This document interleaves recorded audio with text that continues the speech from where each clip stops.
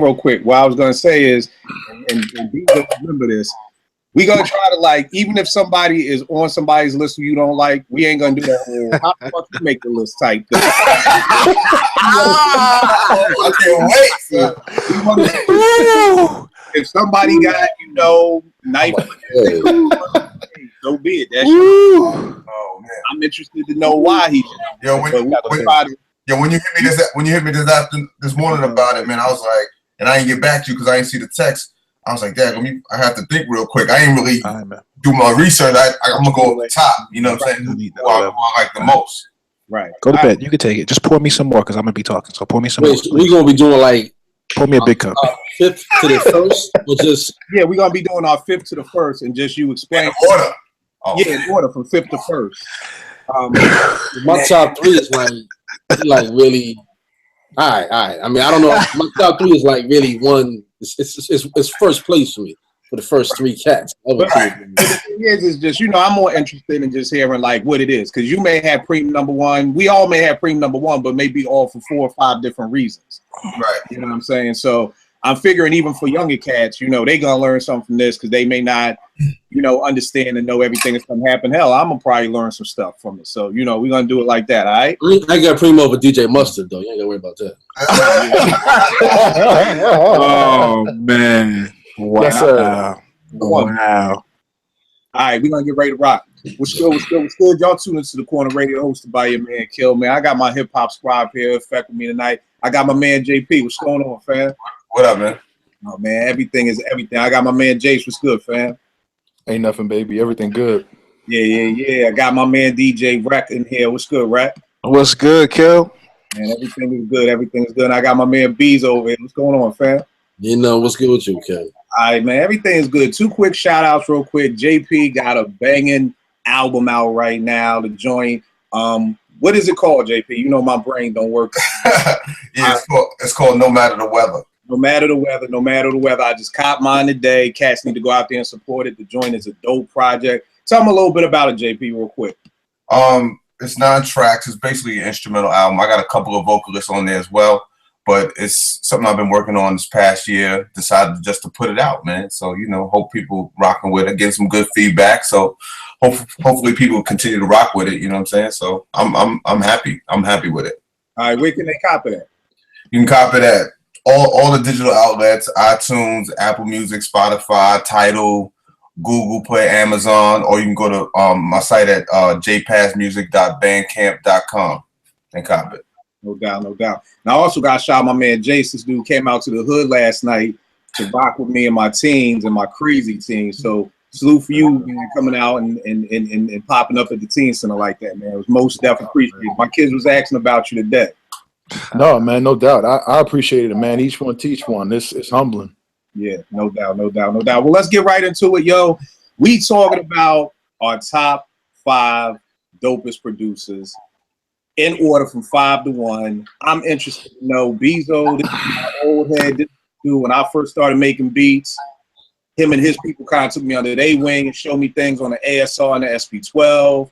You know what I'm saying? Rec makes beats. My man Jace, he's getting started in the making beats right there. We already talked about his instrumental album, and me and him got connected when we both got the ASR around the same time. So I'm really interested to know who makes whose list, and more importantly, why. Because I'm thinking most of us are going to have some of the same people, maybe not in the exact same order, but I'm sure most of us are going to have some of those people on our list. But I'm more interested in knowing why. So, JP, we're going to get started with you, B. Who is your number 5 producer and why? Man, number 5, I would have to go with Pete Rock. Okay. Pete Rock is probably the producer that influenced me to probably actually start making beats, because around the time him and Pete Rock and CL Smooth was coming out, that's when I was really starting to get into making beats and trying to get equipment. I was buying records before I had equipment. You know what I'm saying? I was collecting records and going to like different studios or people I knew, like my man Roots or Bezo or You Kill. Like, yo, how do I work this? How do I do this, that? Like, I had the records, but I ain't had the equipment. So Pete Rock was that first dude where I was like, was so like captivated by the beats, man. It was just so incredible how he would have all these different sounds and samples in one song, and it was just crazy to me. So he was the one that really influenced me to get into making hip hop at first. Yeah, definitely. So I got to go with Pete Rock at number 5. All right, bet. Jace, who you got at your number 5 spot? At my number 5, man, I got Hank Shockley, Bomb Squad. If y'all know a little more than I do, but now getting the beat making, I'm thinking as I listen to a lot of people's stuff, and they always stuck out to me, Public Enemy, what they did with Cube, when Cube left NWA. But if I'm not mistaken, they were using tape back then. They weren't using beat machines. Correct me if I'm wrong. Nah, for a lot of their joints, they was still using tape. So to be able to do what they do, layer samples the way they did it, man, to me it's mind-boggling to this day. Yeah. I hear you on that. I feel you. Greg, who's your number 5? Man. Whew. All right, so my number 5 is Eric Sermon, man. Okay. I mean, the first thing I put down, the longevity for 5 years straight. You figure with EPMD from 87 to 92, man, it didn't matter what EPMD did, it was tight. Nobody was messing with that. You know, you had cats still trying to copy that to this day, and are extremely unsuccessful. I put down as far as his influence. I mean, for a lot of us East Coast cats, if our parents weren't playing some of those samples that he had, you might not have known what it was. He was one of the cats that was not sampling James Brown. He was sampling funk, soul, rock. I mean, if it was tight and he found it, it was over. He found a way to chop it to where you had to think about what it was. Then you figure Hit Squad, Def Squad, that time period, he was lacing them with stuff. His longevity from 87 to at least 03, 04, Eric Sermon was creditable. You know, he was somebody that if you went to him and got a track, he was gonna be all right. You know, he's my 5. I ain't mad at that. And the one thing that we're gonna probably get into this conversation later on about it is just the definition of what a producer is. And what I mean by that is, there was this magazine called Big Daddy, like back in the day, out of the UK, and Bismarck basically was like, yo, I produced EPMD's first album because I gave Eric all them records. the ill part about it is that you have a lot of cats, and we'll get into it later on, how a lot of people are like, well, I brought the records, so I really produced it. But that's going to be another conversation. That's another good one we're going to get into. But, you know, definitely I feel you on E-Double, man. To me, one of the most slept on producers, you know. Yep. That's why I put him in there. Yeah, banger after banger. He slept on. All right, B, who you got number 5? Yeah, it's funny. Like, if you would have asked me this like a year ago, I would have said somebody else. I would have probably said that nigga Bink. Right. But in the past year, I can't front, man. This cat, man, this nigga Knots, man. Yo. Man. Yeah. Yes, sir. Yes, sir. One night I was making a beat, and I was loving this shit out there. And I had my head nodding, about to fall off my shoulders. I happened to jump on Instagram real quick and came across some shit. I just turned my quick off, went to bed, man. Like, come on, man. That nigga's a monster. You hear the new shit he chopped? Yo, oh my God, man. And then because of that, I started going back and listening to all his little projects and stuff. I'm just like, damn, it ain't like he just started doing this shit. He's been doing it for a minute. You know what I mean? But a lot of, the audience may not be fully aware of his catalog, man. But Knots, that nigga has crept into my top 5 best producers of all time. For real. I can't front of the cat, man. That's all I can really say is Knots. Word. If you don't know Knots, I please do yourself the favor and go research the cat, man. Because I know y'all know, but Knots, man, that nigga's ridiculous. Ridiculous. The funniest thing is, almost just like you, man, I stopped listening to Knots on Instagram. It's not even worth it no more. He's like, oh man, here he go again. I would make something and then I'd hear Knots and I'd be like, yo, why am I even doing this? Like, my stuff and just go home. He like to do that at the park, who you just know you ain't never, that squad ain't never gonna lose. So it's like, yo, go to another park. We'll go to the other course, man. We'll get out of here. Knots is a damn ringer. About Knots, that gets me the most is he is like, in my opinion, for me, the closest dude to Dilla that we've had since Dilla. Like the way Dilla will fuck my head up and be like, just scratch my head, like, yo, how did you do that? That's what Knots is. When I'm listening to his beats, I'm just like, yo, man, this dude is just making shit to your stomach. So I definitely feel you on Knots on that. For my number 5, I'm going with Jace with the Bomb Squad, man. You know, all them brothers, the Shockley brothers, Hank and Keith, Chuck D, Eric Vietnam Sadler, Gary G. Wiz, Bill Stephanie, man. These dudes, I think the thing that was so amazing to me about them is that they would take 20 different records and make it fit into one record. And then it was just, you know, when Roots first got me into Milk Crates, and for cats who don't know, at EAA, we used to do this thing, Milk Crates. We play the original sample and then play the way they used it. You'd have to come with a whole crate of records just to do like 5 PE songs. It's like, yo, they took this form from here and took this from there. And the thing about them is them dudes to me were, and we've talked about this before, they made anthems, man. Like the summer of '87, I think every car in Philadelphia was blasting Rebel Without a Pause. That we used to call Terminator X because we ain't know the name of it, but they were blasting that. Then when you get to It Takes a Nation of a Millions, Bring the Noise, and Don't Believe the Hype, and Night of the Living Bassheads, and Black Still in the Hour of Chaos. I mean, it's just like the stuff that they was coming with. And then the crazy thing is the misconception for a lot of people is people think all they did was Public Enemy. Yeah. But these dudes did BBD stuff. They was on BBD's first album. They did 3 on that Poison album. You know, I had to write stuff down. They did Dougie Fresh's Rising to the Top, Third Base's Step into the AM. They did 5 off the Juice soundtrack. They did Know the Ledge. They did Enough Respect with Kane.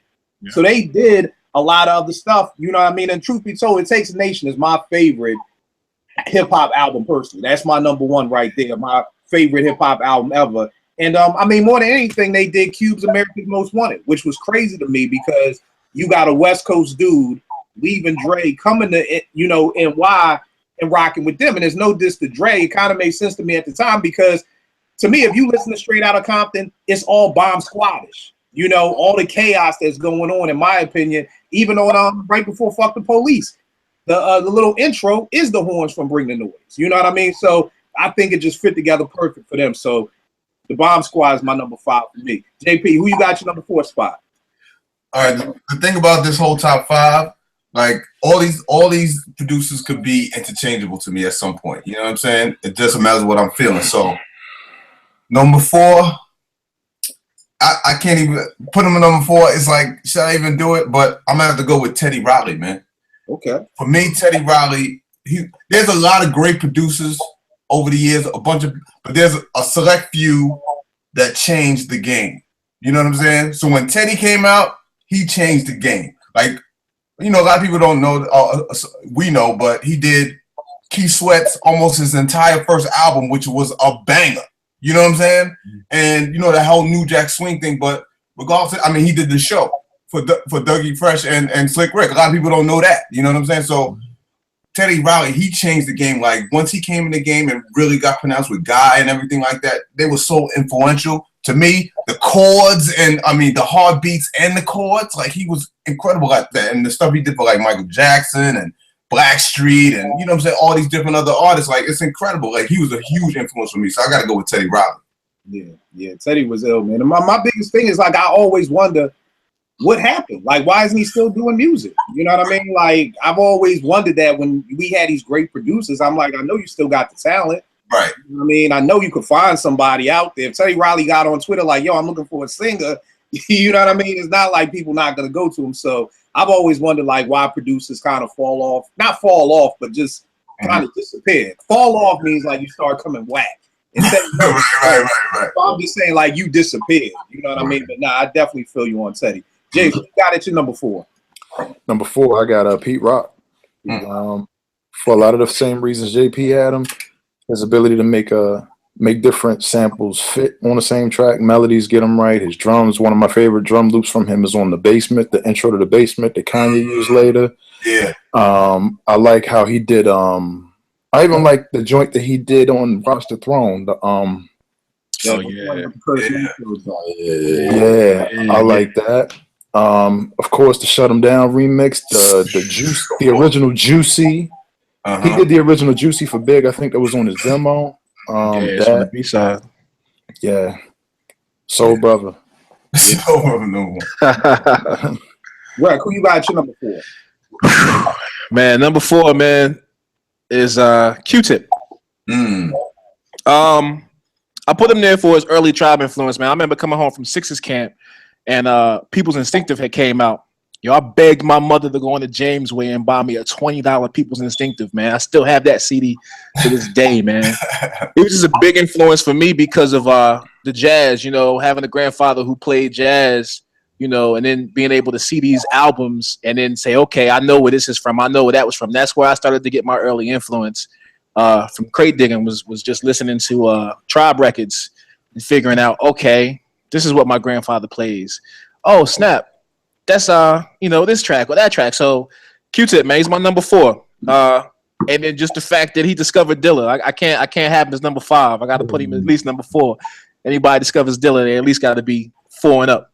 I think the funniest thing about Tip for me is that I think Tip's name would ring more bells more if throughout all those Tribe albums it said produced by Q-Tip. Yeah, he did that being a team player, and I understand it and I get it because he didn't come to it with like a producer's mind. He came with it with like, yo, these are my guys. We're gonna get all the money together, and it made sense. But like you said, I think that hurt him in the long run because Dilla came, and I don't think nobody expected this kid from Detroit to just like kill everything. Yeah, and that hurt him in a sense, I think. And I know for me too. Just being and coming up in those days, it was like I always thought the DJ was the producer. So I thought Ali was the producer. I did too. I swore up and down Shaheed was doing those. Right. So I think that's the thing that like even when cats talk about the dopest MC, the dopest producer on the mic, I don't think Tip's name ever comes up because of that. Because you know, it's just we've been branded with produced by a Tribe Called Quest, and it wasn't until after midnight when he started doing, you know, joints, you know, the Craig Mack remix, the joint for Nas, couple joints for Third Base, and those cats out of Far Rock, you know, he Quest the Mad Lab. I mean, he was doing a whole bunch of joints that just either never made it to the forefront or just cats just wasn't checking for because it didn't have Q-Tip's name out in the forefront, you know. Right. Heavy D joints. I mean, we could go on for hours about the joints that Q-Tip has done that never made it to the beginning. And then the fire. Imagine if he didn't have that fire, man. It's stuff that burned up in that fire that we're never gonna hear. He can never go back and recreate. Right. And I often sit and wonder, like, man, I wonder what that dude was sitting on, man. I'll tell you the crazy thing too, and I'll talk about this more with some of my people. But the one thing about Tip that always got me is that to this day, people still don't know what Crooklyn Dodgers is. Right. Like that's one of them samples that still like trying to figure out 20 years later, like what is that sample? You know, so that's a huge stuff like that is big for me because that your digging game is on some next level shit. If 20 years later people still found what it is. But yeah, Tip is definitely dope. B, who you got for your number 4? Number 4, I'm gonna take it back a bit, man, and Marley Marl. You know? I knew it. I almost had him like closer to 1.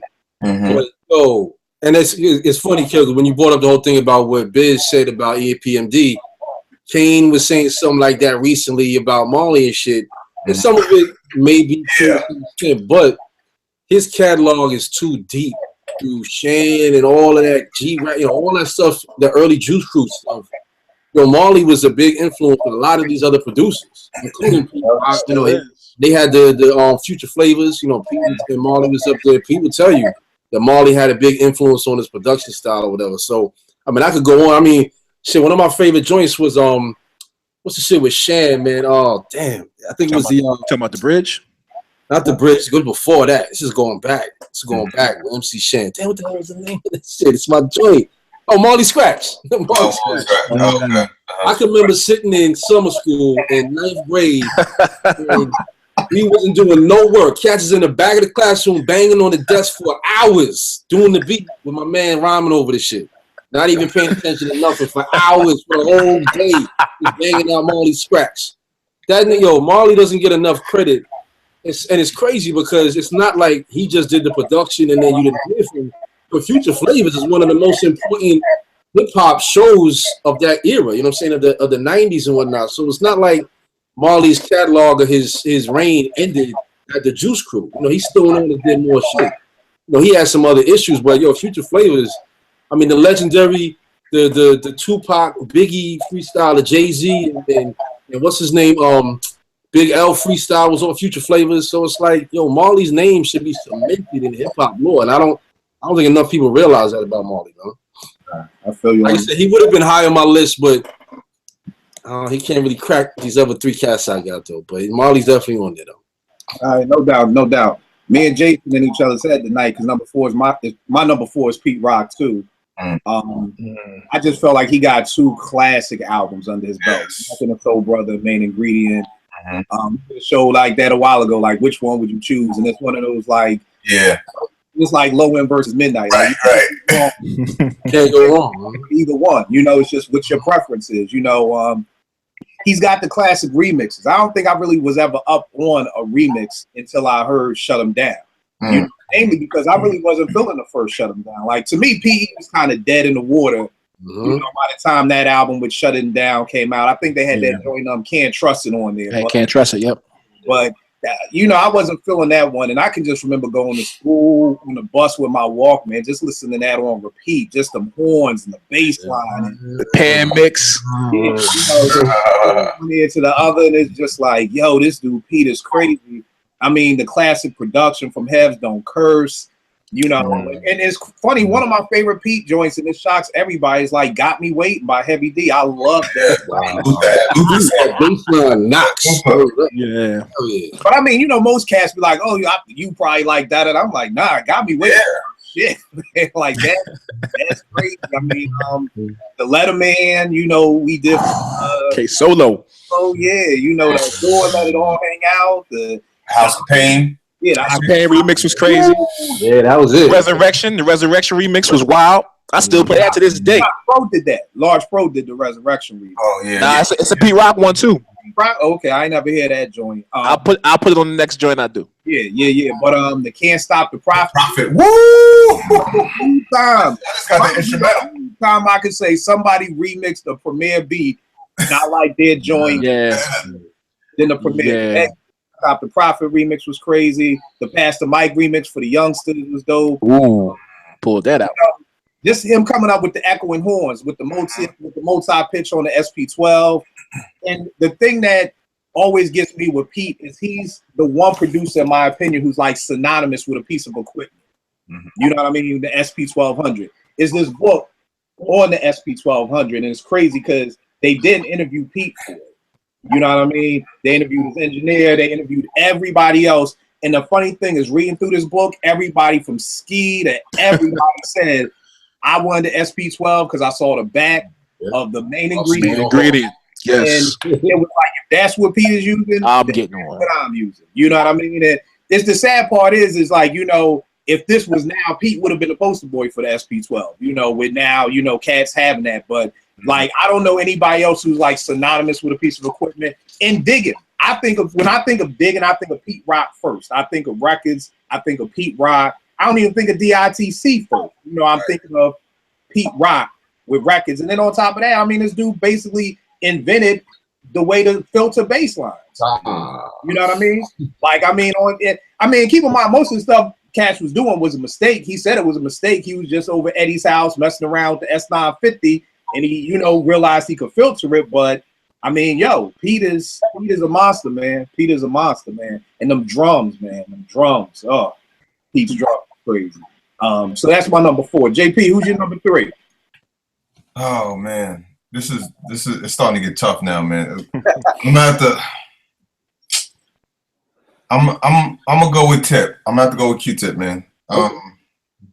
Because, you know, all the things my man just said, but I feel like, you know, plus, you know, me being from Queens, he was from Queens, and I was like, wow, man, this dude, and he didn't live too far away from me. And, you know, I used to go by his house every now and then because my cousin lived he lived in a 2-family house. He lived upstairs and my cousin lived downstairs. So I remember just, you know, I met him a few times and he seemed super cool. But then, you know, when he started doing more of these beats and you know, from Mob to Apache, Gangsta Bitch, and, you know, like you said, Crooklyn and all these, I was like, yo, the snares be hot. The World Is Yours remix, You know what I'm saying? Like, I mean, that's another thing. I love the original. You know, Pete Rock, World is Yours. But when Tip came with the ring, I was like, yo, it blew my mind. I didn't know which one to play, but that remix was sick, man. I mean, he's done so many, and he's always stayed low key with it, man. Stayed low key with it, man. Great producer, man. Definitely doesn't give the credit he deserves. So I got to go with Tip for number 3. And that World Is Yours remix was so crazy. It's so simplistic. You know, Right, like samples on top of samples. And Right. just the drums just knocking. It's just dope, man. It's just dope. So yeah, I definitely feel you on Tip. Jay, so your number 3, man. My number 3, I'm gonna go with Premier. He keeps it very simple, very basic. His drums always knock. I've always studied how he like maybe takes 2 or 3 chops. It's not like a whole bunch, but his patterns and how he does it, his drums always hit. And he's one of the few DJs that I know that scratches on his joints. I mean, people do it, but Right. Primo does it. Primo at my number 3. All right, no doubt. Right, who you got number 3? All right, so number 3 is Dilla, man. It's getting tight. Number 3 is Dilla. For one, his discography alone, man, the cat was only active producing for maybe about a good 10 years. And his discography is thicker than cats that's been producing for 20, 25 years. I mean, and I'm talking quality 10 years. No Rudy Pook kicking snare. Everything is smacking. Everything. And his range, man, from R&B to soul to hip-hop to, I mean, anything you could think of. Just the cat could do anything he felt like whenever he felt like it. And it was all going to come out tight. The sad part is, man, his potential was untapped because he passed away early. So we never really know what we was going to get had he not been sick. So I just feel as though we didn't get everything that we could have gotten because, he was his untimely death. And then I put his work ethic, man. His work ethic. That dude, I heard a story that this guy was nominated for a Grammy. And he was just like, I'm cool. I'm going to go to the strip club and I'm going to go to the studio.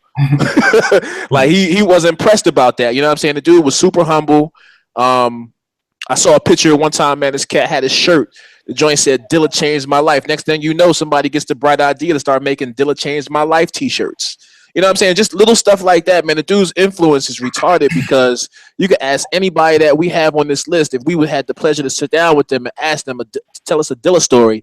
Yo, them cats would light up, man. Somebody may cry. You don't know what you're going to get. The dude touched any and everybody he was around, for the rest of their lives. And to hear people speak on him, man, it's crazy, man. His influence, I just don't think that's going to ever be seen again. So that's my number 3, man, Dilla. All right, Dilla Dog. B, Dilla Dog. B, who you got for your number 3? Well, I was going to say DJ Mustard, but I'm going to have to go with Pete Rock.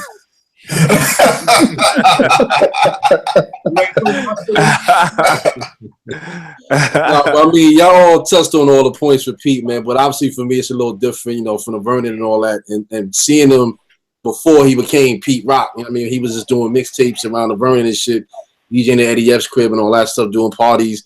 He kind of took over because back in the day, Eddie F was a cat. If there was a party in the Vernon or the Bronx or somewhere in the area and Eddie F was on the flyer, you was there. But then when Heaven and blew up and Eddie stopped doing parties, he kind of like passed the torch down to Pete. But then it became Pete Rock Party. If you saw Pete Rock on the flyer, you was there. Because I'm sure, like you mentioned about Primo with the cutting, not a lot of cats know that Pete is sick as a DJ. I mean, his DJing skills is ridiculous on the low. I still got an old Pete Rock DJ mixtape in the crib. If I had a tape deck, I would put it on CD, but Pete used to get busy on the turntable. He still does when they do the Pete Rock and Primo tour or whatever.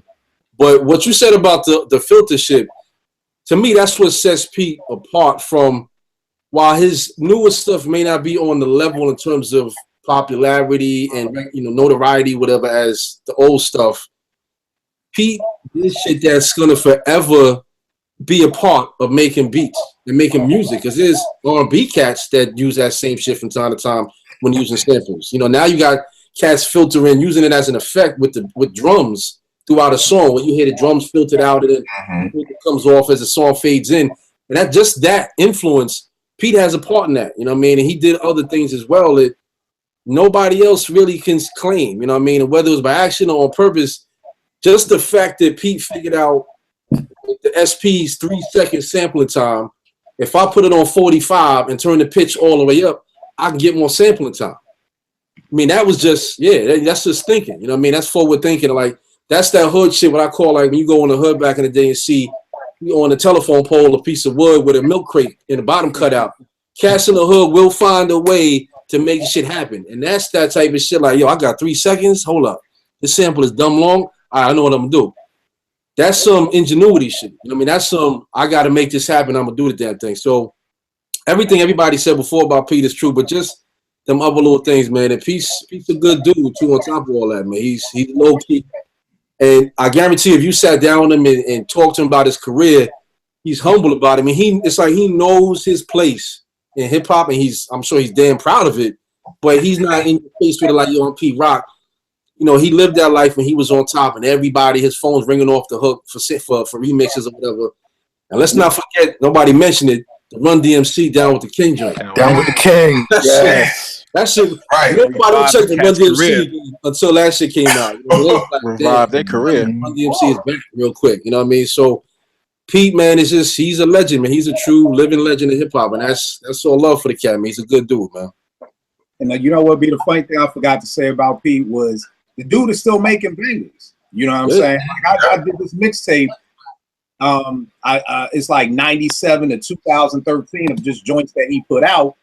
Because I was in the barbershop and cats like, oh, Pete ain't come out with nothing since the main ingredient. Like, I mean, yeah, since like 95, and I'm like, my nigga, like, no, you bugging. Like, you know, just the joint he did for Smith & Wesson, the Monumental joint that came out a couple of years ago. The truth be told, I know a lot of people ain't hear it. Yo, that Camp Low joint, 80 Blocks from Tiffany, Part 2, that Pete did, yo. Yeah, so Pete, they got Camp Low got a song on with MOP on there that's bonkers. Like, I mean, so Pete, that's the other thing about Pete. He's still doing it, you know. Right.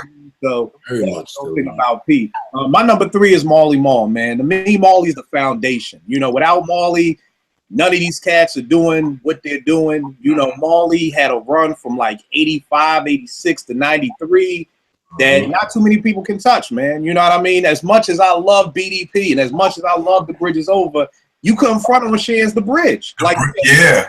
He still bangs. Like, yo, I love BDP to death, but yo, The Bridge, I mean, whatever. Like, you couldn't front on that. I mean, you talk about the Roxanne Shante stuff, you know what I mean? Then you just go into all the hoopla of the Juice Crew. I mean, Kane's first album, Biz's first album, Master A's first album, Rap's first album. This dude was working with like the dopest and biggest MCs at the time and then lacing them. What we was talking about earlier about how cats would be like, because now I don't know, it almost feels like there's a 20-year rule in hip hop. Like, cats can't bring shit up for 20 years because it was like everybody was with Marley, and then like all of a sudden, like the floodgates opened. Shan was talking about Marley ain't do the beats. G-Rap was like, he ain't do the beats. Kane, Biz, everybody. But here's the thing that always gets me: everybody's second album, maybe for the exception of Kane's, was not better or messing with the first album. So I'm like, if y'all really did do the beats on those first albums, then why was Biz's second album suspect? You know, G-Rap's second album was good, but it wasn't Road to the Riches. You know what I mean? So all these people who like, oh no, Marley ain't do nothing. Like, even Eric B was like, nah. Eric B was like, nah, I did Eric B's President and My Melody. You know what I mean? Because we brought Marley the records. But I'm like, you gotta look at the programming too that comes with it. You know what I'm saying? And going back to Pete for a minute, Bezo, I'll never forget, we was at Morgan, and at the time, OC was using the same Kenny Burke sample that Pete Rock had used for Rising to the Top. My man sat me down in the studio. He was like, yo, listen to Buck Wild's version. Now listen to Pete Rock's. And even though they used the same sample, Pete's was just so much over and bigger than the one that Buck Wild did. Same thing. Just Blaze used the same sample that the Beat Miners used for Black Moon Stay Real that just did for Jay-Z's PSA joint, the public service announcement. Right. You listen to them, same sample, but Just joint is so big. You know what I mean? So when cats talk about, yo, I gave him the record, well, maybe you get co-production or whatever, but trust me, Marley was doing the damn thing. What you gonna say, Bezo? No, just in what you're talking about with the bringing the record shit. I mean, back in the day, fuck, when I was messing with Pete, I bought a record to Pete's crib, to the basement. I knew what I wanted to use. I knew how I wanted to use it. But Pete sampled it into the SP, into the S950 and the SP and all that. I knew what drums I wanted to use for the shit. But I would never, especially knowing now what I know about making beats and whatnot, the most I would want is some co-production credit just for giving him the records. There's one thing to have an idea when you hear a sample, I want to use the sample. That's one thing. But taking that and making it into another song from nuts to bolt, you know what I mean? From A to Z, where it's just a sample and now it's a song where you got a hook, an intro, an outro, a bridge, maybe all of that shit. But that's the thing too about Pete. People always, if it's a big enough song, he would try to put a bridge in there too. There'd be a change where the beat would just go in another direction. I think he got that from the Shockleys, from them cats, because they would do that. But you can't conceptualize that if you're not a producer. You know what I mean? It's one thing to know samples and all that and to make a beat. You can make a beat, but are you a producer? Those are two different things, man. And all them cats are saying that. It's like you said, the best evidence is the fact that when they left Marley, you know what I mean? When you left Marley, like all of a sudden, well, you was making all the beats before, but now when you're not with the cat, your shit ain't as hot no more. I mean, that's all the evidence you need. You know what I mean? That's not the shit on other producers they use after the fact, but I think Marley, and I know we talked about this, Kill, over a while back or whatever, about being together when you're making music as compared to nowadays when you sending the track. You know, the something, the energy when you in the studio making the shit, from A to Z or whatever. And Marley had that man. We talking about G-Rap and Kane on the same team, dog. Two of the illest MCs back then. You know what I'm saying? And still, to me, two of the nicest MCs ever. And that was his cats. And the shit he laced them with, come on, man. It's not a mistake, man. And although Pete, to me, is like the king of the remix because of Shut 'Em Down, The House of Pain, a bunch of other shit. Even, I'll give him some credit for one of my favorite remixes. It's The Boy by Slick Rick. Large Pro did it, but Grap verified it for me that Pete gave Large Pro that sample. He gave him the beat like, yeah, you can use that shit.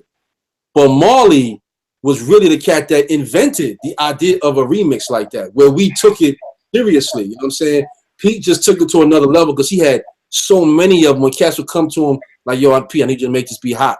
And, Grap told the story of when he did Shut 'Em Down, he did it in like 15 minutes.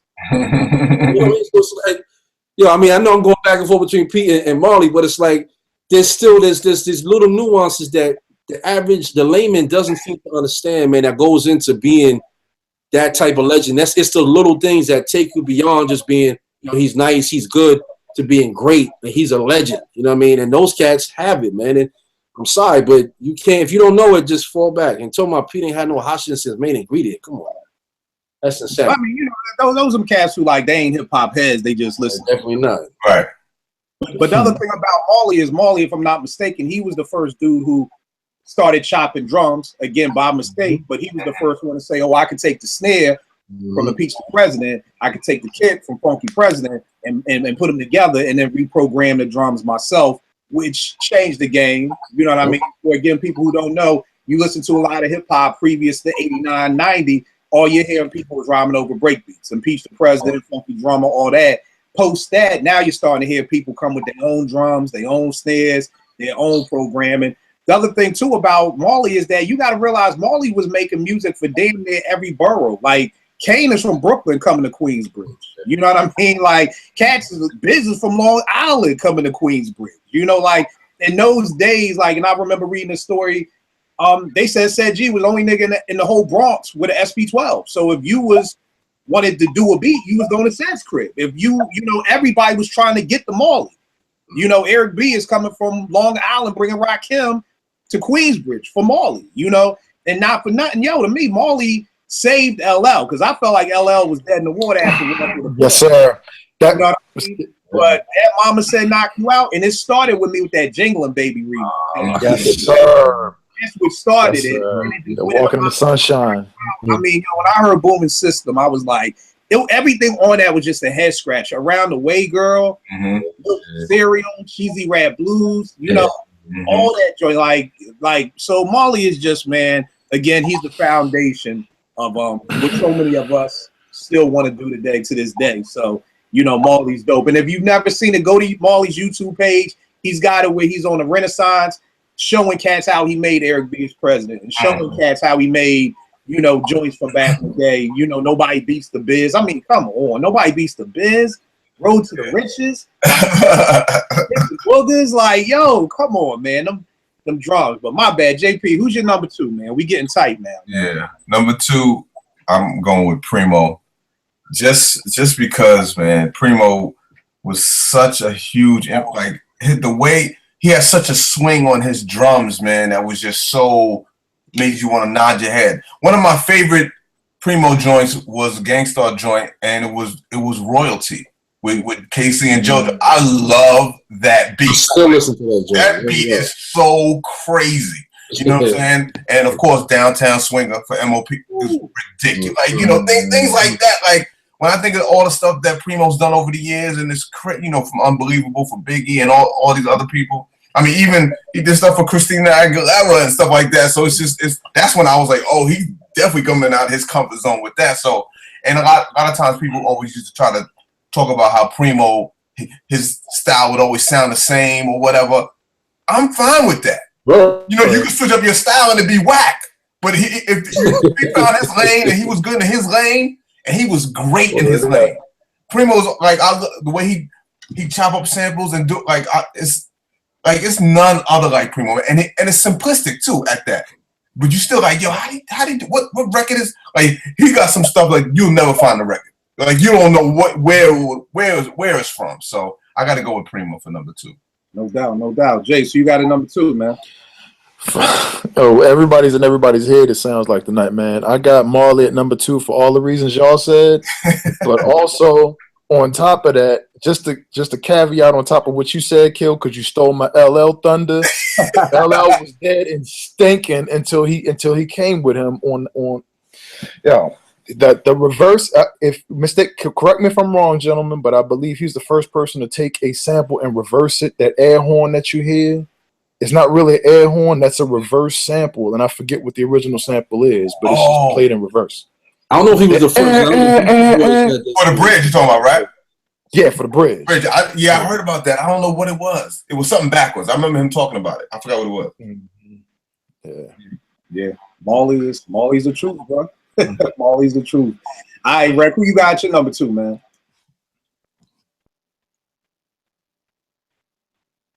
Rec.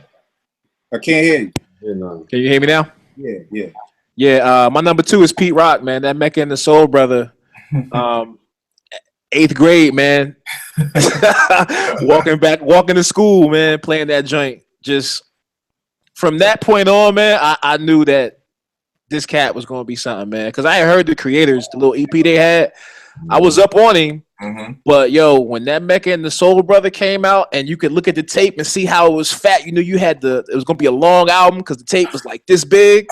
it was over, man. Mecca and the Soul Brother started it for me. I just think his overall influence on some of these guys that we put on here and just guys that's out that we haven't put on here, man, is just too great. You look at a Knife Wonder, you look at a Dilla, those guys say time and time again, man, if it wasn't for Pete Rock, they don't know what they'd be doing. They'd probably be, working a regular job or just doing whatever, but just being a hip hop head. So I think with Pete and him going out there doing what he did, let people know that, yeah, you could do the same thing, but you just got to be, innovative with it. Because it's like my man said, in the hood, you think of some ways to get some stuff done. Because the SP, come on, man, who to this day, man, I bet you it's cats that don't even know how to flip a sample with 3-4 seconds. It's so easy for them to do it now because everything is based off of computers. Like Jay got an ASR sitting back there. I bet you we could take a picture of that ASR, walk into any studio and be like, yo, what's this? And the young cat's gonna be like, yo, I have no idea. It's a keyboard. They don't understand the importance of it. But you got people like Pete Rock that put that out there for cats. Like, yo, just in case you don't know, like I'm still over here banging on hardware. Mm-hmm. I can go and jump on what you jumping on, but yo, best believe this is where it starts. And it's Pete Rock, man. That's my number 2. Right. And I just every time somebody say so, I remember something else. Yo, it's not a game 12-inch. Yeah, that B-side was crazy. That was crazy more than anything, man. The Lots of Lovin' remix. Yeah, Lovin' was crazy. The remix, man, because I never liked Lots of Lovin', the original. I was like, it's cool. But when he came with that remix, it was just like, yo, this yo, what shot in the shoe 13? So you know I'm packing the boy wonders on to say like, yo, Pete and the Soul Survivor albums, come on. Yeah. Those albums are crazy, man. And then I forgot that about Marley. Marley, I think he was the first producer with one of those producer compilation albums, In Control Volume 1. Yeah. Which got you got to give credit to that. Like, I think he was the first dude who had, you know, what everybody else is trying to do now. So, yeah, Pete Rock. Pete Rock had me checking for Max B, man. after that rolling, I said, yo, I need to find out who this cat is. Roll Joy was crazy, man. This sample. I listen to Max B now because of that song, man. Yeah. I was like, Jim Jones, all right. You got me saying rappers I don't even like, yo, Jim kind of killed that joint. Like, and who can bring back the Fushnikins cat? Chip Fu. He brought back Chip Fu. Chip Fu ripped that drum. He did bring it back. Yeah, because Chip Fu was in Brooklyn's on Flatbush somewhere in the beef patty. Next thing you know, this cat is spitting. Tell you, Pete, man. Who you got your number 2, Bezo? It's funny because like 2 and 3 is really two. I can't even say it's still it's a side. It's Primo, but real quick with Pete Rock, one other track that just the way it starts, you just get as a hip hop head when you hear this shit immediately, you know. And I ain't talking about they reminisce, but the joint "Who's the Man" off the "Who's the Man." That cut. Oh my God, when you hear that cut. As a hip hop head, that cut like cuts into my soul. Like I hear that, like, oh my God, you gotta listen to that joint with some headphones. When that shit comes in, it's ridiculous, my dude. But it's Primo. I mean, for the obvious reasons, man. I mean, one thing I always say about Pete, you know, my favorite hip hop song of all time is "They Reminisce" for a lot of different reasons. But probably my second favorite hip hop song of all time is "Come Clean."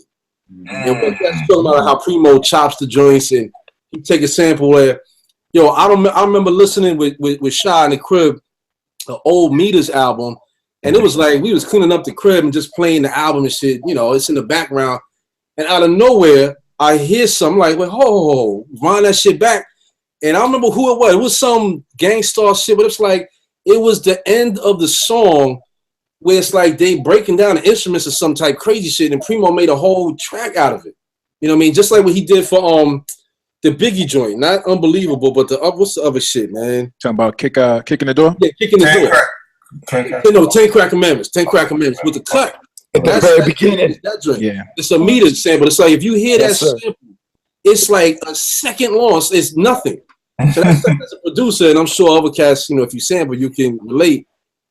There's some producers you could tell that just they hear the sample and they chop it and they just keep it moving. They don't listen to the whole song. You know what I mean? You listen to the whole song and you might find just a little snippet, a tiny piece that is a whole next joint, like how Pete did for They Reminisce. But Primo, to me, is like the king of that. Like, Jay, you brought it up with the royalty joint, man. With Gangstar. I mean, one other joint he did that was kind of out of his pocket was a joint for what's the name? D'Angelo. Oh, yeah. Devil's Pot, right? The Devil's Pot. There you go. Devil's Pot. Yeah. Devil's Pot. I remember hearing that with the bass line. I was like, oh shit. That was like, that didn't sound nothing like any Primo shit you would heard to that point, but it was hard. It was crazy hard. But Primo, man, the hop, you know what I mean, to his drums. You know what I mean? And I used to always say it's like with Primo, with Pete, you feel his kicks and his snares. If you near a speaker, you feel a punch. With Primo, whether it's the engineering, but it's obvious to me that it was intentional, but you more hear his drums more than you feel them. And it's rare because for me, drums is like essential to me in hip hop. You know what I mean? It's like, that's why I look at Binkers the way I do because of his drums. And to me, drums and James Brown samples and all that, it was always about the drums. So when I listen to Primo, man, he lets me the ear I have for music and the stuff I like, I get to listen and in my mind visually break down his drums, you know what I mean? Because I can hear them clear as bells. It's not so much they hit me in the head, but I can hear them so crisp and clean. And then his cutting, man. When Primo gets busy on the track with the cuts, come on, man. Yo, he goes in. I mean, there's a bunch of Gangstar joints. And me and Shai always say, you could tell when Primo's doing a beat for somebody that he really respects, he'll cut the hook. He'll cut mad little samples as the hook. But when you just cut a nice check, and he like, all right, here's the beat, my nigga. He just samples the hook. He don't put no cuss on the hook for you. I don't know if he still does it, but I know I'm guaranteed if you ask him that, he probably start laughing because it's just too many times, though. There's too many songs where it's like Primo working with that cat, and you listen to the hook like, oh, okay. But then when Primo's working with somebody he respect, you hear them nasty tight cuts that Primo got. Cause same thing like Pete, man. When they was on tour, that Primo versus Pete Rock tour, I caught it in down in the city one time. Yo, Primo gets busy on the Wheels of Steel too, man, as a DJ. Never mind production, as a DJ, Primo was nice, and people don't realize. I remember the joint off the Gangstar where he took the sound and like changing the pitch and made a whole melody. Who's gonna take the weight? Who's gonna take the weight? You know what I mean, it's like shit like that, man. That's an innovation, man. That's being innovative. So I have his number 2, but really Pete and Primo for me is like they are tied number 2, man, because they too important and too monumental with everything they've done, man. And they got my favorite 2 singles in hip hop ever. No doubt, no doubt. And the funny thing about that, who's going to take the weight? Cash forget. That was '89 when Cash was dead. You know what I mean? So that's some innovative shit, like in '89 that they were doing. Number 2 for me is Primo, man, which is shocking, because for years he was my number 1. You know what I mean? I'll go into how to do Brody them for number 1, but I'm just like with y'all, like with Primo and my number 1 is kind of like Iverson and Isaiah Thomas. Like they both my favorite.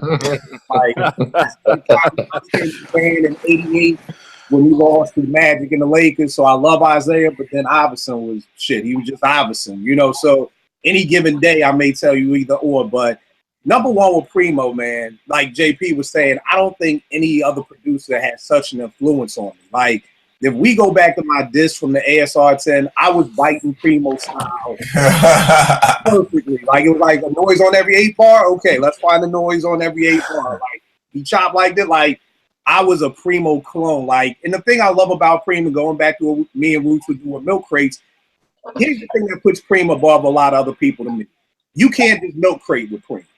Like, I've had people come over my house, and I'm like, yo, listen to this. And they're like, what's that? I'm like, oh, that was Nas's I Gave You Power. Like, yo, I ain't hear it. Rewind it back. I rewind it back. Play it again. They're like, I don't hear it. With the like with Primo, I gotta be like, all right, let me turn on the MP. Let me there's not a whole bunch of just dropping the needle and milk crating with Cream. I mean, he's digging. I mean, 2, he's part of my second favorite hip hop group ever in Gangstar. You know what I mean? And just the stuff he did for Gangstar, just to get a rep, is personally my favorite Gangstar song. I love the stuff. I mean, when you really listen to Just to Get a Rep, and some of them joints off of Step in the Arena, dog, I mean, this is 1989. Like, we're going back almost 30 years, and these songs are still incredible. You know what I mean? Y'all already talked about it, his scratches.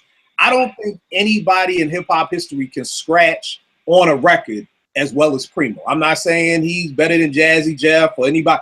I'm just saying that whenever anybody else tries to cut, there have been times recently when people have had Premier just do the scratches on a song.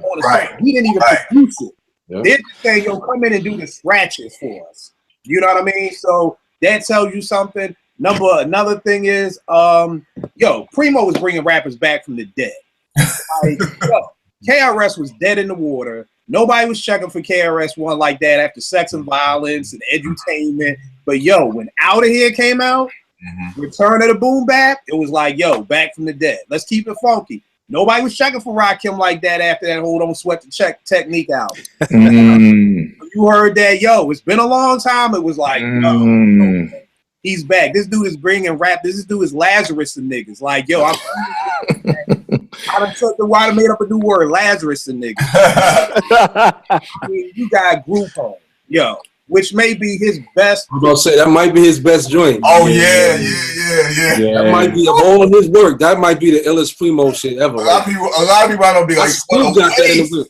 Yes, I listened to that just yesterday in the whip. The whole album. So yeah, man. Yeah. That to me is his best work. And we all know Malachi was not the most proficient. Yo, that's an understatement, Kel. That's an understatement. Trying to be nice, man. You know, the last show we did when we was talking about Total, and you said I was going in too hard. I'm trying to be nice now. So yeah, you know, he's not the most proficient MC in the world, but again, you know, that was on some old. He wanted to get him out of jail. The judge was like, "Yo, if you do an album with this dude, we'll keep him out of jail." But I mean, even with that Limit Proof, the way it comes in with that Yesterday sample, Like that's what I'm listening to, and I'm like, yo, that's the Beatles yesterday. Right. Like, but that ain't the Beatles yesterday. Like, yo, who did this version of yesterday? So, I mean, oh God, I mean, the thing I love about Cream, he helped introduce jazz samples to hip hop going back to '88 with Words I Manifest. You know what I mean? But he didn't get stuck in that jazz loop. You know what I mean? He was able to bring that in and then keep it moving with the rest of his stuff. People are still looking for samples from P. Cream. People, you know, have found Mass Appeal and found Nas's like, but being in digging circles, like those are like the holy grails of sample searching. Like, yo, and then when you hear the Big Jurors Mass Appeal, it's like again in the middle of the record. Like, you know what I mean? Like this dude is listening to everything. He's worked with the legends of, in my opinion, of two different eras. He did the Rakim and KRS, but then he also was Jay, Biggie, and Nas. You know, if I'm not mistaken, he was the only producer to work with all three of who I like to think of as the greatest MCs of the 90s, if not of all time. Laced all of them too. Yeah. You know, so it wasn't just like, oh yeah, I was on that album. So no. Like, laced. You know what I mean? I always tell people, yo, I would have loved if you asked me my hip hop album that I would have loved, 95 to 96 Primo and Biggie, just the whole album. That's it right there. That's what I would have wanted is that. And then like JP said, the Christina Aguilera album that he did, he gave Christina boom bap. He didn't go in there and be like, okay, let me see how I can give her some pop. Like, nah, he gave her straight up and down boom bap, and you'd be shocked at how many people don't even know that he even worked with Christina Aguilera. That's crazy. Or even did that album. So that's my number 2. JP, now I'm intrigued. Who's your number 1, man? Like I said, this is all interchangeable, and I could change my mind next week, which I probably will. But I guess for number 1 for me right now represents where I'm at musically and has been an influence on me for the past, 10, 15 years, and I have to say Pharrell. Okay. For me. I think just because of the range of music he's done over the years, and for me, it always has a soul. And he respects all the producers that we were just talking about. Like, he bows down to Q-Tip. Like, he loves Q-Tip, that type of thing. So I'm talking from, he did like SWV. I mean, him and Chad, SWV, Use Your Heart, which was an ill record on their album back in '96. You know what I'm saying? All the way to, like, for Southern Hospitality, for Luda, and then just like they can come with different. Their range is so crazy. Then No Doubt, Hella Good, which is one of my favorite songs from No Doubt, and like the range with Pharrell is crazy. Like Let's Get Blown was such a like that record that he did for Snoop just reminded me of some Steve Arrington Slave type like. That's that groove to me. And just a side note, that's my favorite era of music. That late '78 to mid '80s R&B, like that's my favorite era of music, hands down. So when he did stuff like that and captured that essence, like and of course the Jay-Z's and all that stuff, but I feel like his range always has that soul in it, and that's something that I always admired about him, and that's why he's probably in my top 5 and number 1 this week. So I got to give it to Pharrell and Chad. Neptunes. They, and Khaleesi's album was crazy to me when they came out. Khaleesi's album was crazy. And the Clips, Hell Have No Fury. That album was. I was just about to say that album was ridiculous. And if there ain't nothing else about Pharrell, he could give you some old, Jay-Z pop joint, and then turn around and like grinding is one of them hardest ever to me. You know what I'm saying? So, and I want to say I got the story right. Like they was in a hotel or in the studio somewhere. And Pharrell played him a beat, and I guess Pusha and Malice like dissed it. And then he said he made grinding in like 10 minutes and was like, yo, come back and get on this shit. And it's like, yo, like when he gets with the Clips, like that's it right there, man. Right. And it's like you said, JP, what I love about Pharrell, his range is so wide. Like he'll do the nerd shit. You know what I'm saying? Right. He come back and do something hot for Justin Timberlake and then go do grinding over here. So yeah, Pharrell's a monster, man. Most definitely. Yo, Jay, so you got for your number 1, fam? Kill, you know me, man. You been to the crib. Dill is my number 1, man. So for me, Dilla's like that chick that you always see out and about, but you never formally introduced to her. But once you formally introduced to her, you're like, yo, I didn't know. No, you know what I'm saying? I didn't know. You know, like I didn't know. I'm sorry, I didn't know. Yo, I remember I was in Germany, and this dude from Cincinnati put Fantastic Volume 2 in my car. We were on our way out of town to a party in the dead of the winter, a pool party in the dead of the winter. He introduced me to Slum Village. Yeah, right. He introduced me to that, and then I was like, yo, this is dope. And about that time, Voodoo was about to drop. He was on that. I went back, figured out he was doing stuff for the Far Side, all the stuff he did before. How you want it? You want it pitched up? You want chipmunks? You want loops, drums, sloppy pocket, quantize. His influence on R&B, his influence on jazz artists. Working, collaborating with other producers. You ask any other producer, pretty much that we name, they saluting this dude. And not only that, he was able to do a lot of things that people are doing now on a machine, on a renaissance with computers, with just the MP. Mm-hmm. His swing, Dilla, man. Isn't Dilla's MPC in the African American Museum? Yeah. I think Questlove hooked that up. For keyboard, if I'm not mistaken. Okay. That's crazy. His MP and his the chord. His Moog. The Moog. Moog. Okay. Yeah, my bad. All right, Rick, who you got for your number one, man? I'm still stumped that Dilla has pieces of equipment in the damn Smithsonian. That's a tough one, man. Time folk got something, right? Yeah, man. My number one, man, near and dear to my heart, man. We share the same birthday. Primo, man. Gangstar is for me, man. That's every time I hear a Gangstar track, man, I swear they it's like my own personal piece of music, man.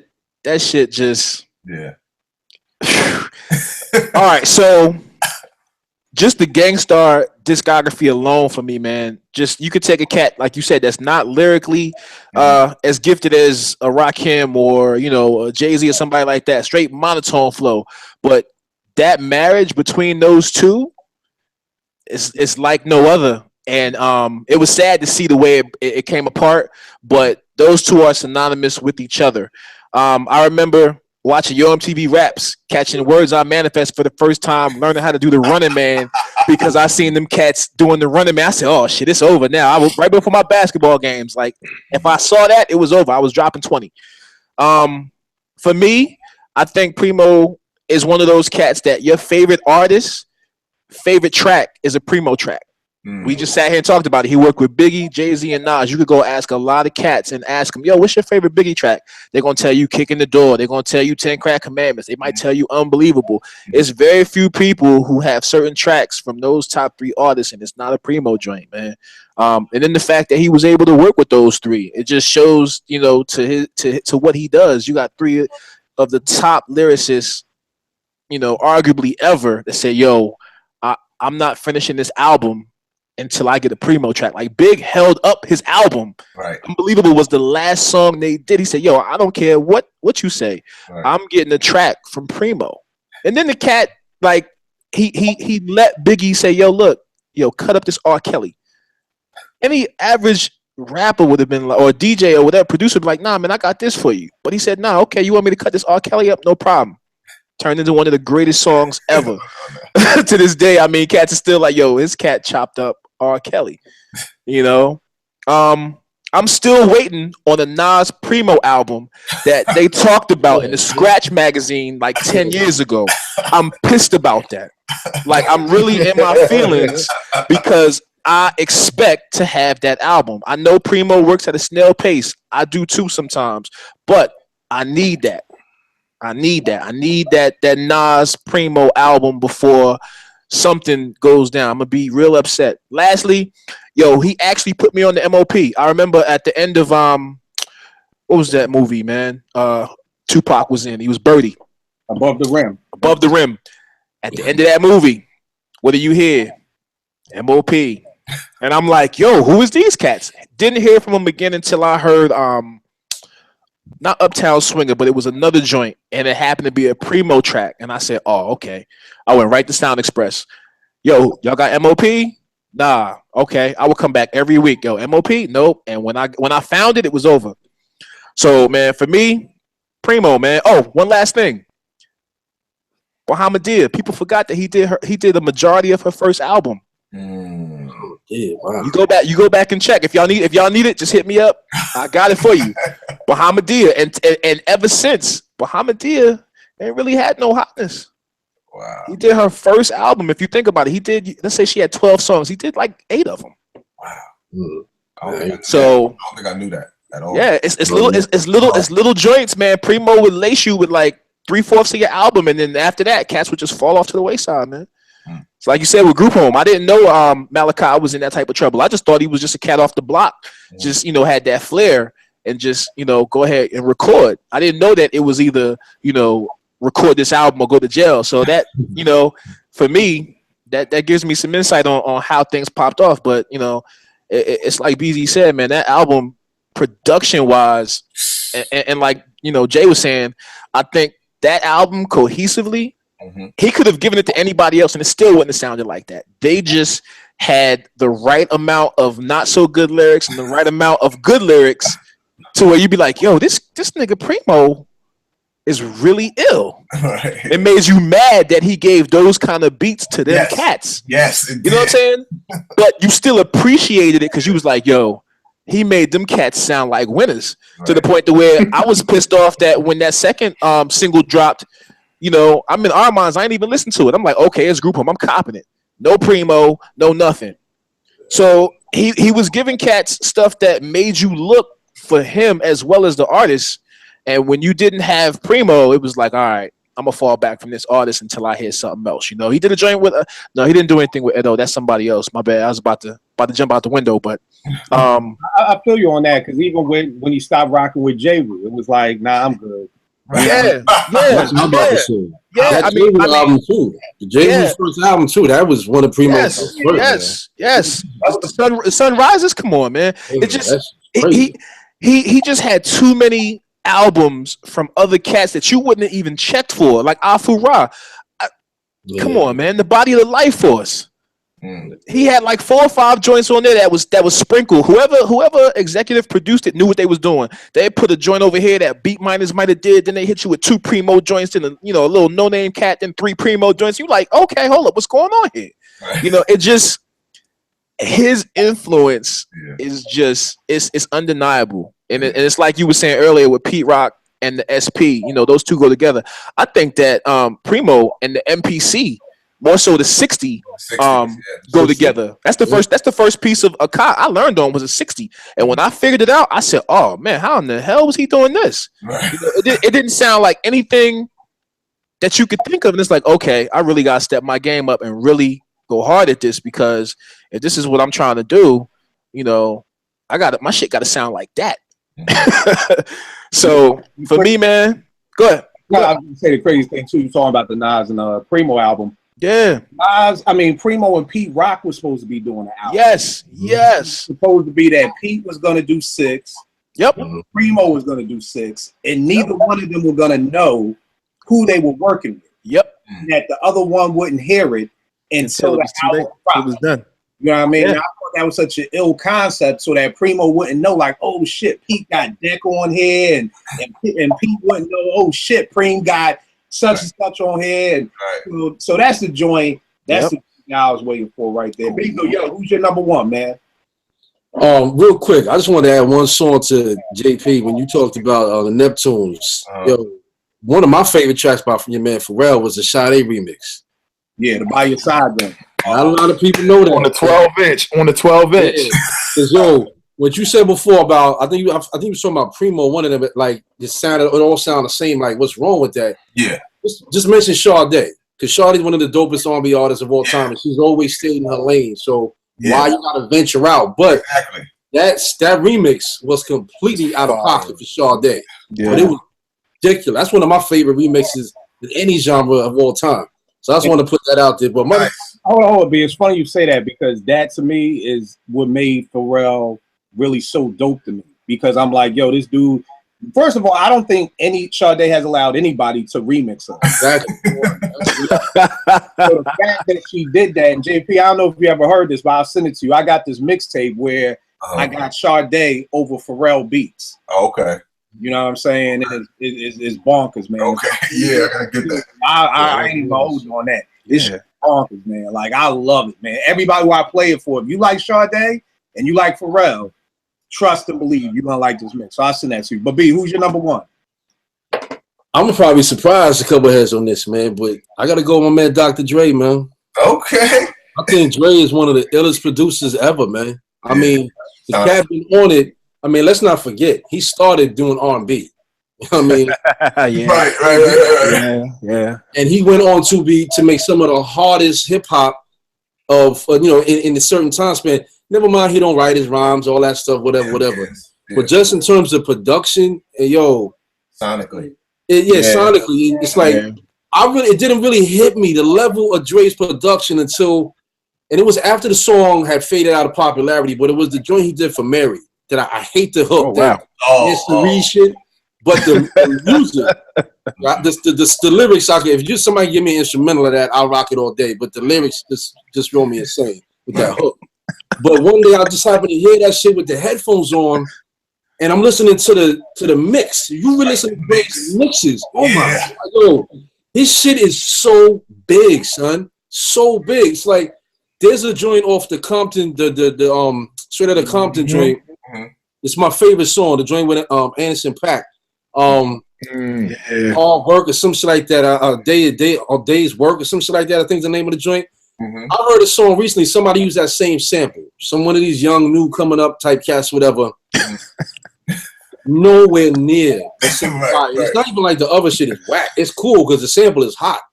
And I heard the original song too. But it's like when you listen to that and the original and then Dre's shit, and even if Dre didn't press the buttons and all that shit, because it's Dre and you listen to him, you know he's overseeing all the mixing and engineering and all that shit. Right. Dre is, of all the cats we all just named, Dre is a musician also. I mean, Dre plays key. You know what I mean? He's a keyboard artist. That's what he started with the R&B group. You know what I mean? Playing keys or whatever. So he always had a certain ear for the mix. You know what I'm saying? That a lot of these other cats, man, as great as they are, his shit sonically, man, is just unbelievable to me, dog. And you have a chance to really listen closely to Dre's mixes, man. This last album, Straight Outta Compton, too. Again, he didn't do all the beats, but sonically, and you know how the cat is. If you know Dre's sound, you know that he definitely had a huge hand in how it sounded, how it all came together. Mm-hmm. And, he had stuff about. I saw in an interview one time when he talked about he had like a MP3000, I think a 2000, and something else, another drum machine, and he would sample the drums into one joint, running through Pro Tools to all the compressors and all the Avalons, sample that into the other joint, then take that, run that through some shit, then sample that into some shit, and then it would be on the album. When I was working years ago, when I first moved back from Baltimore at this music store I had, one of my mans I worked with had a cat who's an engineer. I ain't gonna name his name, but he was working with Dre, he was working with the Neptunes, a bunch of big dogs, Just Blaze, all that. And he used to steal their drums out of Pro Tools and would put them on a zip disk for the MP and was selling it to us like $100. Like 4 or 5 of us would go in, $10, $20 a head and buy the joints. And I'm telling you right now, fam, all them producers, Dre's drums, you didn't need to touch. You didn't need to do anything. They were all perfect. Everything, the hi-hats, the snares, sound effects, all of Dre's shit was crystal clear. It was so crisp. It was ridiculous. Other joints, other cat shit was hot, was hype. It was nice, but you still had to tweak it to fix what you was doing. But Dre, I don't care what you was sampling, what type of production you was doing. Dre's samples, the drums, man, were already perfect for any style beat you was trying to do. And I know that firsthand because you could hear the shit, and some of the songs he would give us would be the actual song. Like all the sounds and shit, not just the drums. And you hear this like, damn, this cat, Dre is a monster, man. And, coming from Cali, man, and he put the West Coast on that whole other side of the country. I know Cali cats talk about Quick and Battle Cat and a few others or whatever, but for me as an East Coast dude, man, Dre was the first West Coast producer that I started. If Dre was on it, I at least got to hear it. From a buyer, there's another thing, but I at least got to hear it because Dre is on it. And he was the first person to do that. No doubt. There was one joint, Bezo, that the one thing that you brought up, Bezo, how his shit is really loud, it's really big. There's a joint that Mos Def had on one of his albums that Oh No did, Madlib's brother Oh No did, and it's on this Compton joint. And it's the same loop, but it just sounds sick. That's great, man. The drums on it and the sound, it fits, but it's sick and it's big, like you said. That's great. Yeah, and the crazy thing, I had interviewed Bilal once for this website I was writing for, and he was like, I was like, talk to me, because Bilal, people who work with Dre, Primo, and Dilla. And he was saying, like, the thing he knew about Dre, he was like, yo, I'm in the studio with Dre, and he walk in with like a suitcase. I mean, not a suitcase, like a briefcase. Like on some old shit, like a spy movie, like his hand with niggas arm, and they got lock codes. Like, opened it up and out came these hard drives with all his drums on them. But it was like, yo, like, this is how this dude comes to the studio. Like, the rest of us just bringing an MP under our arms. This is coming in with a this in the bag or some shit.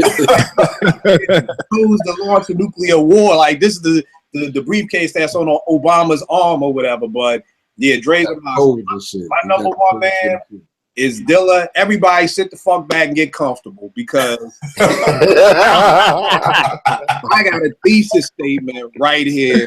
Okay. Oh man. I'm on the phone with Ev one day, and he's like, yo, Kill, tell me what's so ill about Dilla. I don't get it. I talked to that nigga for like 2.5 hours. At the end of this conversation, he says, well, Kill, why ain't he your number one? And I was like, shit, I guess he is. You know, so that's how he kind of brodied dude Primo out the number one spot. Yo, Dilla, the first time I heard JD, I'm in my man Montez's Jeep, but I'm sure we all have these certain records. I know exactly where I was. There's no misconception. I was in my man Montez Jeep, listening to Beats, Rhymes, and Life, and Wordplay came on. And I was just like, what's up with these drums? Like, why do those drums sound like that? You know, and it was like, the craziest thing is I went right into my basement, got on the ASR and tried to emulate it and couldn't. You know what I mean? Like JD, and the thing that I love about Dilla so much is there's a difference between JD and J Dilla. They're two totally different producers. And to me, Dilla is the only person who I know personally. Timbaland and Dilla are the only two producers I know who have kind of changed their style just wholeheartedly. You know, because my beef with JD at first was, yeah, he could do that stuff for them Howard University peace motherfuckers, the Roots, and Mos Def and niggas who want incense, but he can't do nothing for MOP. He can't do nothing for Ghostface. Right. And then he comes Jay Dilla, and he's doing 10 bricks for Raekwon. You know what I mean? And he's doing these joints that are just crazy. There's two totally different styles, and the funny thing is, everybody bit JD. You know what I mean? Because when I was at the radio station, they sent a little Jill Scott sample. I was like, yo, that's what's up. JD getting his R&B money right now. You know, because you couldn't tell me he didn't do Jill Scott whole album. I opened the credits. I'm like, yo, who these touching jazz niggas? You know what I mean? Yo, this is all Dilla. And Quest even co-signed it. Quest was like, yeah, Jill wanted to rock with Soul Aquarians. We gonna go into that later, because cats love to try to keep Dilla under their umbrella. You know, they be like the Soul Aquarians, Quest, that was Dilla. You know, Tip with the Uma, no nigga, that was Dilla. You know what I mean? And that's why Dilla left the Uma and started Pay J Productions, because he was like, yo, every time people see produced by the Uma, they think you do that shit. Talking about Tip. And he's like, nah, nigga, like he did the rhyme remix for Keith Murray. You know, that's why he broke away from the Uma. That's why he broke away from the Soul Aquarians, because he wanted to do his own thing. Yo, and then I almost felt like Dilla was like, JD was like, you know what, y'all bit that shit so much, y'all can have it. I'll make a whole new style. And that was Donuts. You know what I'm saying? Which was crazy. I mean, listen to Combs doing it, because he's right there with can't just milk crate Dilla. Listen to Combs doing it. That nigga chopped up, because him and Quest was in his basement, and Quest was just fucking with him like, yo, here's this record. Take Rick James, give it to me, baby, and make something. That's what doing it is. It's Rick. Get the fuck out of here. It's backwards. He played it backwards and chopped it, right? He chopped the hell out of that bass line. When you listen to that, he chopped them bass lines up and replayed them in his own way for doing it. Go listen to Doing It and you'll hear it. trust me, you'll smile because you're gonna be like, get the fuck out of here. Like, and that's what Dilla did. Dilla and Preem and Timbaland were always the three who gave me those get the fuck out of here moments. Like, I just don't get it. You know, the other thing about Dilla to me is that this dude, jazz musicians emulate Dilla. If you listen to so many jazz musicians, listen to Robert Glasper. Chris Dave. Robert Glasper will talk about Dilla more than he'll talk about John Coltrane or McCoy Tyner or anybody else. You know, I've been to 3 different jazz clubs over the past 10 years. Each one has done a Dilla set. You know what I mean? Like, Dilla made people who were trained musicians in Quest level. You could watch videos with him. He's like, yo, I had to reteach myself how to play drums so that I could play like Dilla. Who else in this world has ever influenced jazz artists to play like them? Like, and these are facts. These ain't opinions. These are facts. Like, you go to Raphael Sadiq's studio, it's a picture of James Brown and Jay Dilla on his mixing board. For Sadiq. You know, I mean, I could go on for years about JD. I mean, I just love the dude to death. Huge influence to this day. I still scratch my head like, yo, how'd you do that? Players. Oh my God. Man. Don't even get me started on Slum. They're not even saying players. Yeah, they say it clear. But Yeah. It's crazy. It's Dilla's crazy. Dilla's number one to me, man. But yeah. Dope conversation, man. I'm actually shocked. I didn't know Dre. I didn't think Pharrell, but yo, man, y'all are right, man. These cats deserve to be there, man. And you know, more importantly, like I said, man, I'm just always, you know, interested in what's influencing y'all and where, like JP said, like, hey, we do the show next month, it could be different. Right. We could be looking at a whole nother list, you know, right now. But yo, JP, give them all your information one more time about the project, Twitter, Instagram, all that good stuff. Yeah, on Twitter, Instagram, Facebook, it's JPaz Music. You know, all those right there. The new project is called No Matter the Weather, instrumental on Apple, iTunes, Spotify, Tidal, Google, Amazon, all that. So just go copy it. Let me know. Love to hear some feedback. All right, and let them know it's JPaz, JPAZ. JPAZ.bandcamp.com if you want to copy from there. But the on Twitter, Instagram, and Facebook is JPaz Music, JPAZ Music. All right, no doubt. Jace, give them all your info. J Tyler 0801 on IG, on Twitter, Jerick Tyler, JERIKTYLER. All right, no doubt. Right. Tell them where you can hear all your mixes, and yo, everybody got some great mixes. Like, yo, he be hitting me in the head with it. He got some shit. So tell them all about your joints, big. I do a podcast called The Foundation, man. You can find it on SoundCloud at JWRECK1. I'm on Twitter at DJRec1. That's pretty much where you can find me, man. With you know, trying to get some more beats going. All right, no doubt. And B, what's all your info, man? I'll just give out my Twitter, man. All my other shit is private. You know what I mean? You know what I mean? But yeah, just at Real Life Thought on Twitter. You know what I mean? From time to time, I post some New Music Monday joint or whatever up there. But you can find me on Twitter. I'll be up there semi-regular basis. And what's your SoundCloud? I'm about to shut it down. I'm not even gonna get it out. You shutting it down, man? Nah, don't shut it down, man. Don't shut it down, man. You know what it is? Because I don't put my A or even really my B joints on there. It's like, and even then, it's like I'm not really building it for that. You know what I'm saying? It's right. I don't want to give it away like that. You know what I'm saying? That's what's up. You know what I mean? All right, I feel you. Y'all already know what it is with me at Kill889 on Twitter. We'll make beats for food, man. Good looking for chopping it up, man. I'll check y'all next week, man. All right. Peace, fellas. No doubt.